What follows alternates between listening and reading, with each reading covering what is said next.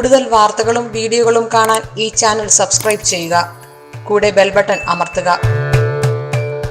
നമസ്കാരം.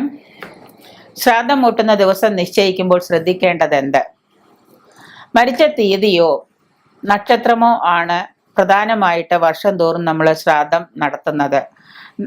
മരിച്ച തീയതി, ആ നാള് അല്ലെങ്കിൽ നക്ഷത്രം, ഇതൊക്കെയാണ് നമ്മൾ തിഥിയോ അല്ലെങ്കിൽ നക്ഷത്രമോ ആണ് നമ്മൾ പ്രാധാന്യമായിട്ട് ശ്രദ്ധിക്കാറ്. കൃഷ്ണപക്ഷത്തിലെ അമാവാസി, അഷ്ടമി തിഥികളും പൂയ നക്ഷത്രവും ശ്രാദ്ധത്തിന് വിശിഷ്ടമാണ്. എല്ലാ പൂയ നക്ഷത്രവും നമ്മൾ ശ്രാദ്ധം ചെയ്താൽ നല്ലതാണ്. ഇപ്പോൾ എല്ലാ മാസത്തിലും പൂയം വരുന്ന ദിവസം, എല്ലാ മാസത്തിലെ അമാവാസി ദിവസം, എല്ലാ മാസത്തിലെ അഷ്ടമി തിഥികളൊക്കെ നമുക്ക് ശ്രാദ്ധത്തിന് പ്രത്യേക ദിവസങ്ങളാണ്. നവംബർ, ഡിസംബർ, ജനുവരി, ഫെബ്രുവരി, മാർച്ച് എന്നീ മാസങ്ങളിലെ കൃഷ്ണപക്ഷ തിഥികളും കറുത്ത തിഥികളും ശ്രാദ്ധത്തിന് അത്യുത്തമമാണ്. ഈ മാസങ്ങളിൽ വരുന്ന കറുത്ത വാവുകളും ചെയ്യാം.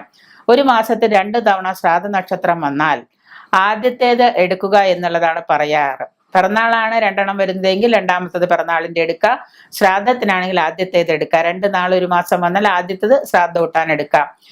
അയനാരംഭ ദിനങ്ങള്, സംക്രാന്തി, ഗ്രഹണം തുടങ്ങിയവയും വിശിഷ്ട ദിനങ്ങൾ തന്നെയാണ് ശ്രാദ്ധം എടുക്കുന്നതിന്. കൃഷ്ണ ചതുർദശി ദിനത്തിലെ ശ്രാദ്ധം ഉൾപ്പെടെ യാതൊരു പ്രേതകാര്യങ്ങളും ചെയ്യരുത് എന്ന് പറയുന്നുണ്ട്. കൃഷ്ണ ചതുർദശി ദിവസത്തില് നമ്മൾ എന്താണ് ശ്രാദ്ധം ഉൾപ്പെടെയുള്ള പ്രേതകാര്യങ്ങളൊന്നും ചെയ്യരുത്.